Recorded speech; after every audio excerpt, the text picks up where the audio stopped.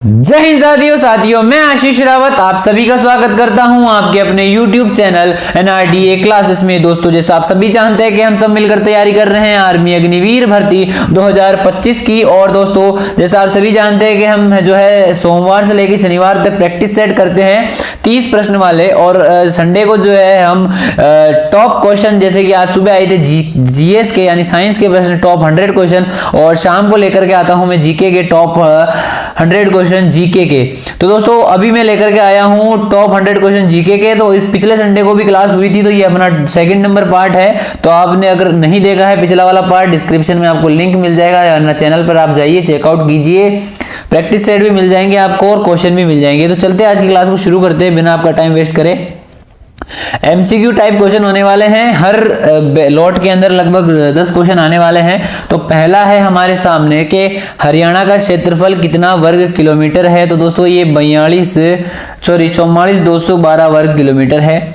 अगला है, भारत की स्वर कोकिला के नाम से कौन प्रसिद्ध है। भारत की स्वर कोकिला जो है श्रीमती लता मंगेशकर जी को कहा जाता है। अगला है, किस देश की स्थल सीमा सर्वाधिक देशों के साथ लगती है। चीन के साथ लगती है दोस्तों। अगला है, बैरोमीटर के पठन में तेजी से गिरावट किस बात का सूचक है। तो ये तूफान का सूचक है कि तूफान आने वाला है। अगला है, भारतीय मरुस्थल का नाम क्या है। तो भाई, भारत के अंदर एकमात्र मरुस्थल जिसका नाम है थार मरुस्थल, जो कि भारत का सबसे बड़ा मरुस्थल है। अगला है, काजीरंगा राष्ट्रीय अभयारण्य किस राज्य में है। इंपॉर्टेंट क्वेश्चन है दोस्तों, याद कर लेना। असम के अंदर जो है काजीरंगा राष्ट्रीय अभयारण्य है, और ये किसके लिए है, एक सिंग वाले गेंडे के लिए प्रसिद्ध है। अगला है, पृथ्वी अपनी धुरी पर किस दिशा में घूमती है।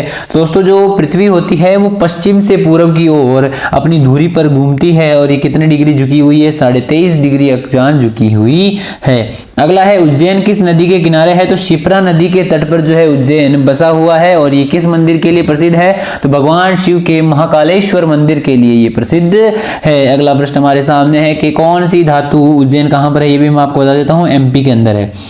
कौन सी धातु बिजली की सबसे अधिक सुचालक होती है। सुचालक जिसके अंदर आसानी से चांदी फ्लो होती है, बिजली फ्लो होती है। तो चांदी के अंदर आसानी से बिजली फ्लो होती है, तो सबसे अधिक सुचालक है तो चांदी है। अगला है हमारे सामने कि गोबर गैस का मुख्य रूप क्या पाया जाता है। मुख्य रूप से क्या पाया जाता है। तो मीथेन यानी CHL पाया जाता है। यहाँ पर आपके 10 प्रश्न समाप्त होते हैं। अगर आपको इनमें से कोई भी प्रश्न नहीं आता है तो आपको क्या करना है, क्वेश्चन को नोट डाउन करते हुए चलना है, ठीक है। अगले प्रश्न में चलते हैं। अगला है हमारे सामने, स्वतंत्रता मेरा जन्मसिद्ध अधिकार है। स्वतंत्रता मेरा जन्मसिद्ध अधिकार है और मैं इसे लेकर रहूंगा, ये किसने कहा था, ये नारा किसने कहा था, ये कथन किसने कहा था।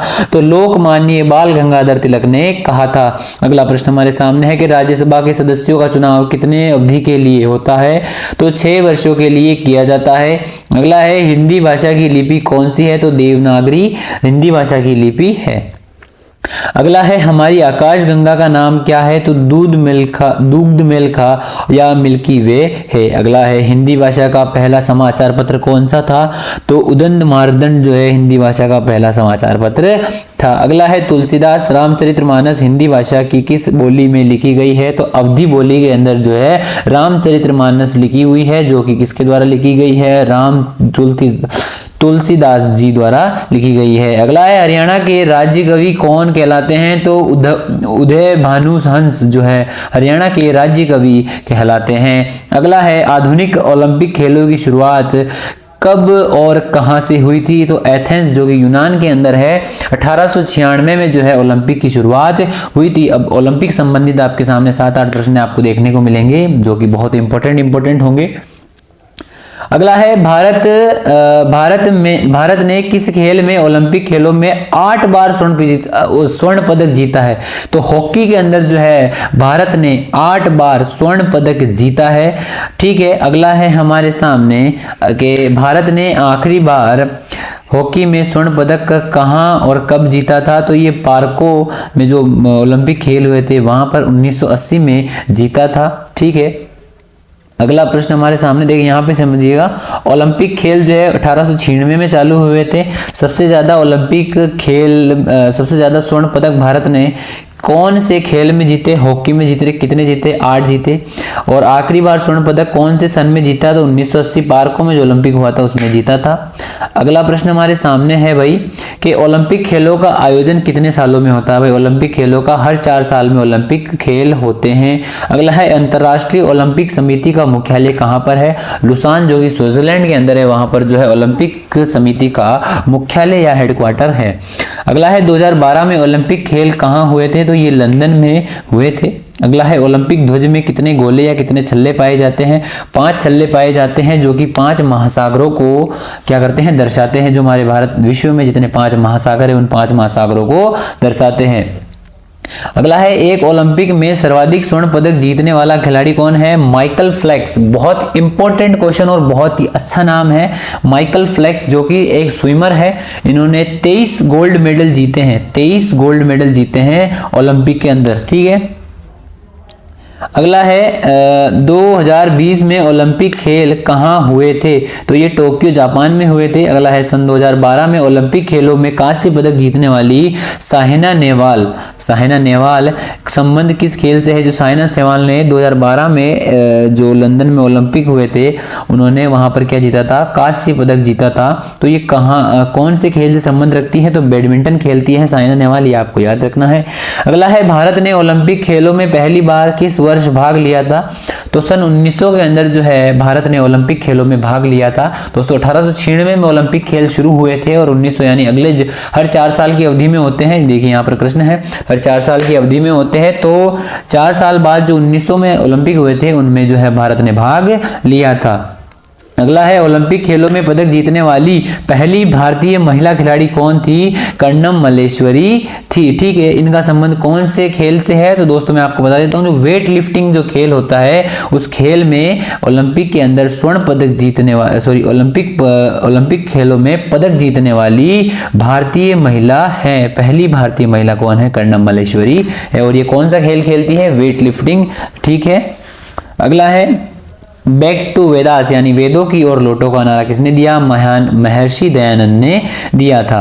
अगला प्रश्न हमारे सामने आ चुके हैं भाई के प्रसिद्ध झंडा गीत झंडा ऊंचा रहे हमारा की रचना किसने करी थी? तो श्यामलाल गुप्त पार्षद ने इसकी रचना करी थी। अगला है पशुओं में मिल्क फीवर बीमारी किसकी कमी के कारण होती है? तो कैल्शियम की कमी के कारण होती है। अगला है मानव शरीर के किस अंग द्वारा यूरिया को रक्त में फिल्टर किया जाता है? तो गुर्दे के अंदर जो है यूरिया को रक्त के अंदर फिल्टर किया जाता है। या खून को कहाँ फिल्टर किया जाता है? तो गुर्दे में फिल्टर किया जाता है। अगला है किस एकमात्र भारतीय को अर्थशास्त्र में नोबेल पुरस्कार मिला है? तो अमर्त्य सेन को जो है ये एकमात्र भारतीय है जिन्हें अर्थशास्त्र के में नोबेल पुरस्कार मिला है। कौन है? अमर्त्य सेन है। अगला है भारत रत्न उस्ताद बिस्मिल्लाह खां को क्या मिल रखा है? भारत रत्न मिल रखा है। ये कौन सा वाद्य यंत्र बजाते थे या वादन में विख्यात रहे हैं? तो शहनाई ये जो है बजाते थे। ठीक है। अगला है भारत में अंतिम गवर्नर जनरल कौन थे?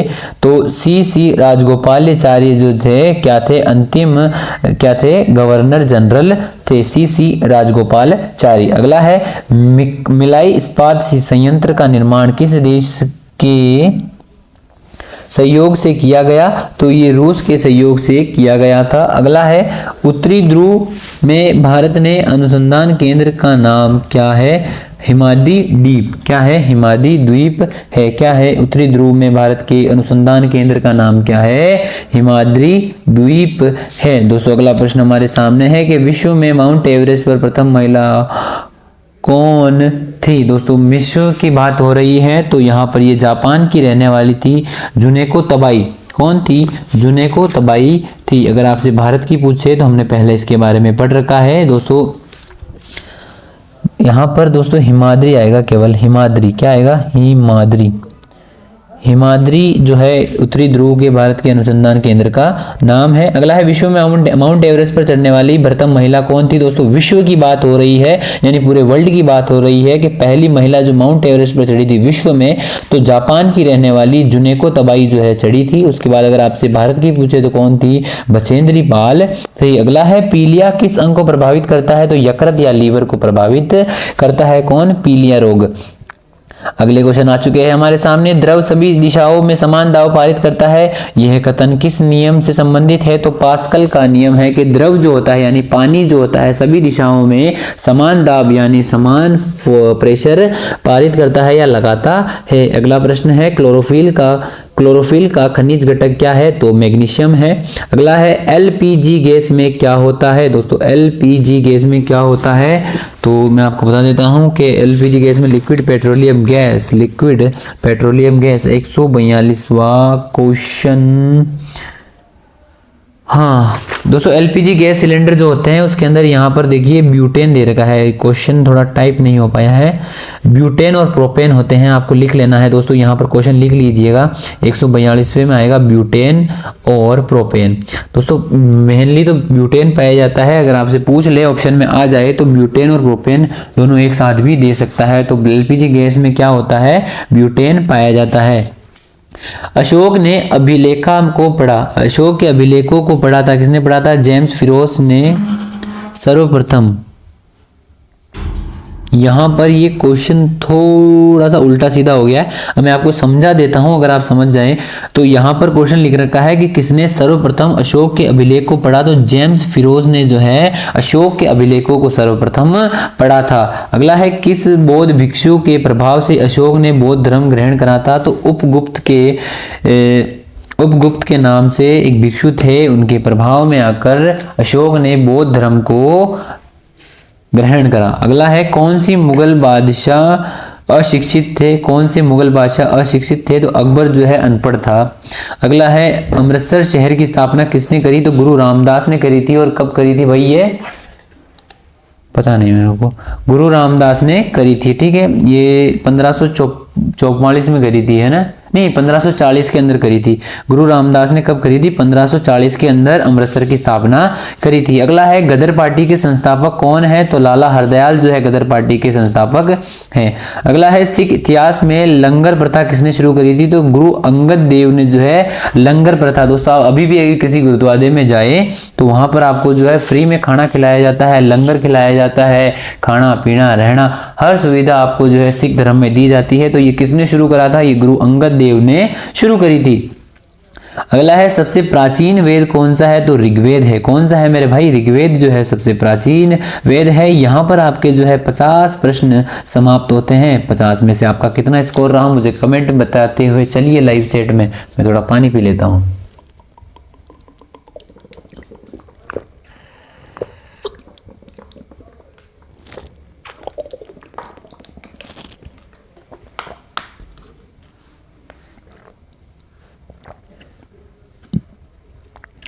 तो दोस्तों उम्मीद है आपको जो है 50 प्रश्नों में मजा आया होगा। बहुत ही अच्छे और बहुत ही इंटरेस्टिंग अपन जीके के प्रश्न लेकर के आए हैं। सारे ही इंपॉर्टेंट क्वेश्चन है और इन प्रश्नों में से मैं आपको बता देता हूं एक क्वेश्चन 101% फंसेगा। मतलब मैं आपको बता रहा हूं इन 1000 क्वेश्चन को आप अच्छे से रट लीजिए। ये जैसे सीरीज चल रही है 10 पार्ट में आएगी अपने, 1 2 3 4 यानी 10 संडे को अपन कंप्लीट कर देंगे। आपके एग्जाम से पहले मैं करवा दूंगा। तो जिस संडे को अपन करते हैं तो आपको क्या करना है, उसी संडे को आपको आपका जो इन प्रश्नों को याद कर लेना है, रट लेना है। अच्छे से रट लीजिए, मैं आपको बता रहा हूं इनमें से आपके प्रश्न बाहर नहीं जाने वाले हैं। और अगर जाते हैं तो अपनी बुक लॉन्च हो रही है मेरे भाई। 13 होली के दिन अपनी बुक लॉन्च करने वाले हैं अपन। और ये बात सिर्फ आपको पता है, जो मेरे बच्चे क्लास लेते हैं यहाँ पर उन्हीं को पता है, बाकी किसी को नहीं पता है कि अपनी 13 मार्च या 14 मार्च को बुक लॉन्च होने वाली है। तैयार हो चुकी है, 7 से 8 तारीख को अपने पास में आ जाएगी। उसी काम से मैं आज गया था तो थोड़ी सी अपनी क्लास लेट हो गई है। वैसे 8 बजे होनी थी तो थोड़ी 9 बज गई है, बट कोई बात नहीं, मैं ट्राई करूंगा कि अब कभी लेट ना हो। ठीक है, उसके लिए मैं आपसे माफी चाहूंगा, थोड़ा सा लेट हो गया है। अभी मैं फ्री होकर अभी आया हूँ। ठीक है, तो अगला प्रश्न है कि किस सुल्तान ने अपनी राजधानी दिल्ली से बनाई थी, दिल्ली से दौलतबाग स्थानांतरित करी थी? तो ये मोहम्मद बिन तुगलक ने करी थी। अगला है प्रथम पंचवर्षीय योजना कब हुई थी? तो 1951 में शुरू हुई थी। अगला है चीनी यात्री ह्वेनसांग ने किस विश्वविद्यालय में अध्ययन किया था? तो नालंदा विश्वविद्यालय पर अध्ययन करा था। अगला है मनुष्य के शरीर में कितनी हड्डियां होती हैं? तो 206 होती हैं। अगला है कौन सा रक्त समूह सर्वदाता कहलाता है? ओ जो होता है सर्वदाता कहलाता है। कल भी हमने बात करी थी कि सर्वग्राही कौन से होते हैं? AB होते हैं। सर्वदाता दाता कौन सा होता है? ओ होता है। अगला है सूर्य के प्रकाश में कौन से विटामिन प्राप्त होते हैं? विटामिन डी प्राप्त होता है। अगला है मादा एनाफेलिस मच्छर के काटने से कौन सा रोग होता है? तो मलेरिया रोग जो है मादा एनाफेलिस मच्छर के काटने से होता है।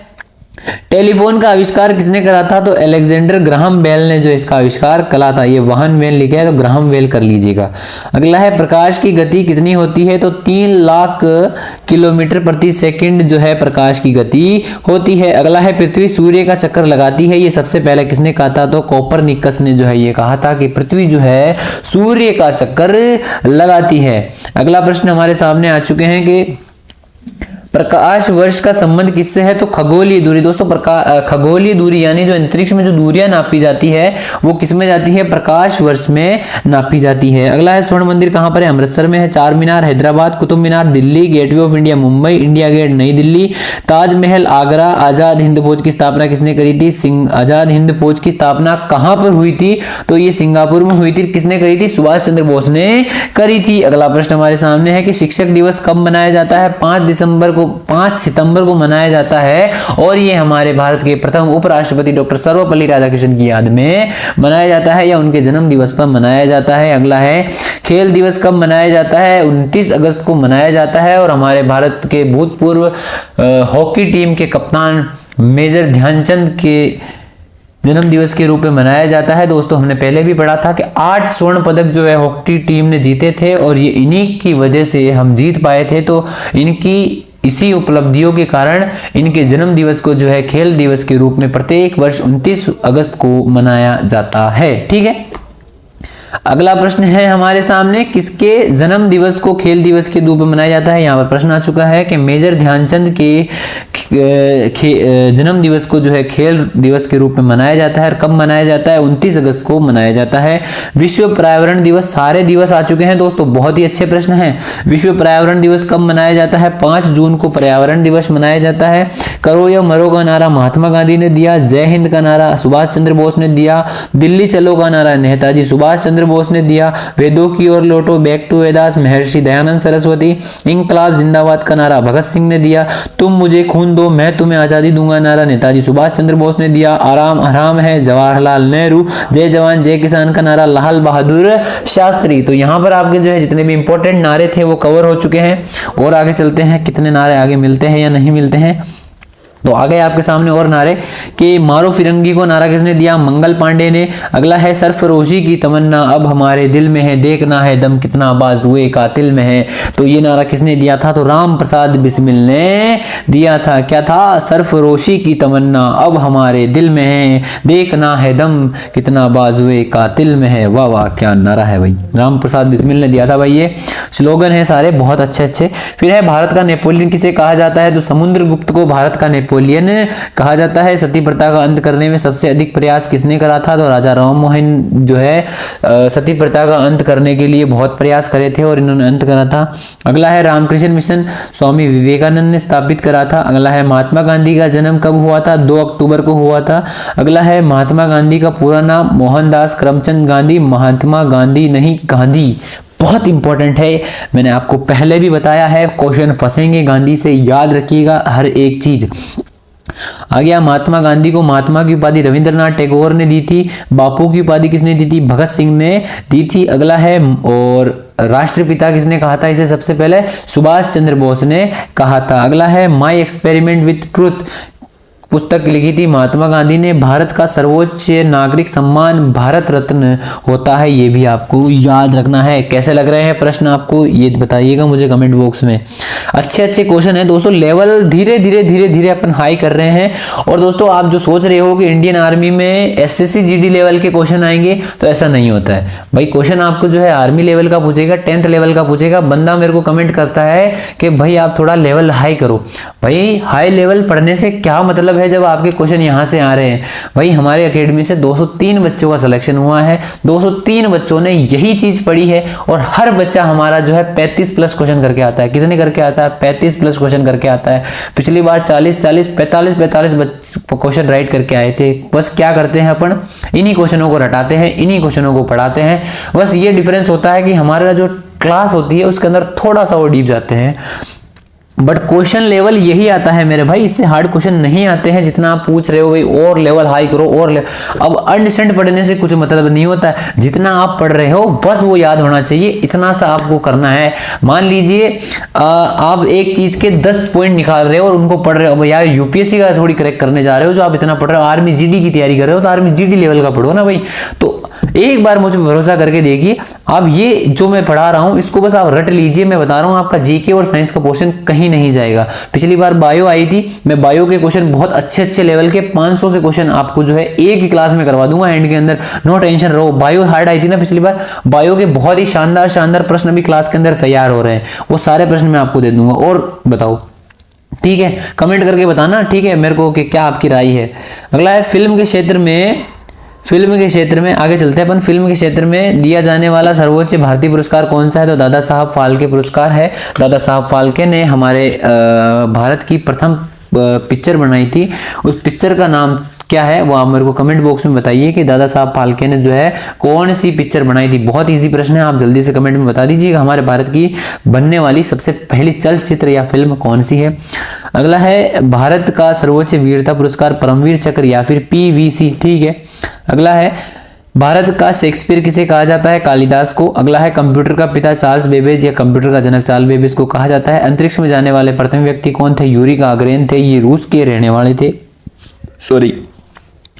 चंद्रमा पर कदम रखने वाले प्रथम व्यक्ति कौन थे? नील आर्मस्ट्रॉन्ग जो कि अमेरिका के रहने वाले हैं। अंतरिक्ष में जाने वाले प्रथम भारतीय कौन थे? राकेश शर्मा थे। अगला है प्रथम भारतीय उपग्रह का नाम क्या था? आर्यभट्ट जो कि 1975 में छोड़ा गया था, भारत का प्रथम उपग्रह है ये। उसके बाद है संयुक्त राष्ट्र संघ के वर्तमान महासचिव कौन है? एंटोनियो गुटेरेस है। अगला है अंतर्राष्ट्रीय महिला दिवस कब मनाया जाता है? 8 मार्च को मनाया जाता है, ये 4 दिन बाद में ही है। आज क्या तारीख है? शायद 2 तारीख है ना, तो 6 दिन बाद में अंतर्राष्ट्रीय महिला दिवस है। शायद अगली क्लास को अपने आ जाएगा जो टॉप क्वेश्चन होंगे 100 के। दोस्तों 100 क्वेश्चन अपने समाप्त हुए हैं। आपको कितने क्वेश्चन आते थे मुझे कमेंट करके जरूर बताना। आपने पूरी क्लास ली है तो आप बता सकते हो आपको कितने क्वेश्चन आते थे, कितने क्वेश्चन आपके लिए नए थे। दोस्तों बहुत अच्छा लेवल है, इस लेवल का ही आर्मी के अंदर पूछा जाता है मेरे भाई। आप जो है किसी के बहकावे में मत आओ और इतना अनसेंड पढ़ने की कोई जरूरत नहीं है। जितना आप पढ़ते हो बस उसको याद रखो, और जो क्वेश्चन आपने पढ़ लिया, जैसे एक क्वेश्चन आपने पढ़ा, मान लीजिए भगवान बुद्ध को ज्ञान की प्राप्ति कहाँ हुई थी? तो बोध गया में हुई थी। उनका जन्म कहाँ हुआ था? तो वो जो महात्मा बुद्ध है उनसे संबंधित क्वेश्चन पढ़ लीजिए। पिछली बार मैं आपको बता देता हूँ, मैं केवल 1 महीना या 7-8 दिन 1 महीना पढ़ के गया था। 1 महीने में जो हमारे क्वेश्चन है वो पढ़े थे, जो हमारे मैथ की क्लास है वो ली थी। मैंने 44 क्वेश्चन राइट करे थे। पिछली बार में रिटन क्लियर था, और पिछली बार तो आपको पता है कितना लेवल हाई आया था, किसके लिए? मैं साइंस का और उसका। तो जीके में मेरे 12-13 क्वेश्चन राइट थे, साइंस में 7-8 क्वेश्चन राइट थे। साइंस का थोड़ा लेवल बायो का था हार्ड, तो इस बार बायो का टीचर भी हमने लगाया है। तो जो क्वेश्चन आ सकते हैं बायो में, टॉप 100 तो नहीं, टॉप 500 क्वेश्चन मैं आपके लिए लेकर के आऊंगा। बट आपको क्या करना है, थोड़ा सा भरोसा करना है और इसी लेवल के साथ चलना है।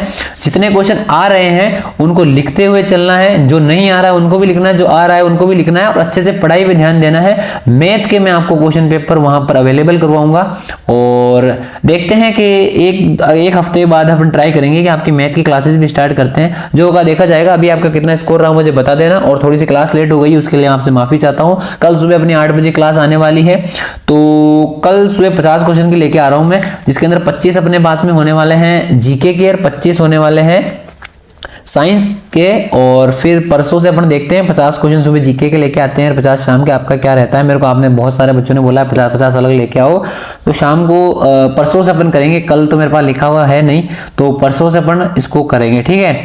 तो वीडियो लगी हो अच्छी आपको तो कर देना लाइक, चैनल पे नए हो तो कर देना सब्सक्राइब, और इसका अगर आपको पीडीएफ चाहिए इस पूरे नोट्स का तो आप जाइए हमारे टेलीग्राम चैनल, ये रहा नाम Telegram channel new Rawat defence academy, link आपको डिस्क्रिप्शन में मिल जाएगा, वहां ज्वाइन कर लेना। पूरे पीडीएफ जो अपने क्लासेस होती है उनके वहां पर आपको मिल जाएंगे, ठीक है। ऑल द बेस्ट, अच्छे से पढ़ाई करो। जय हिंद, जय श्री राम।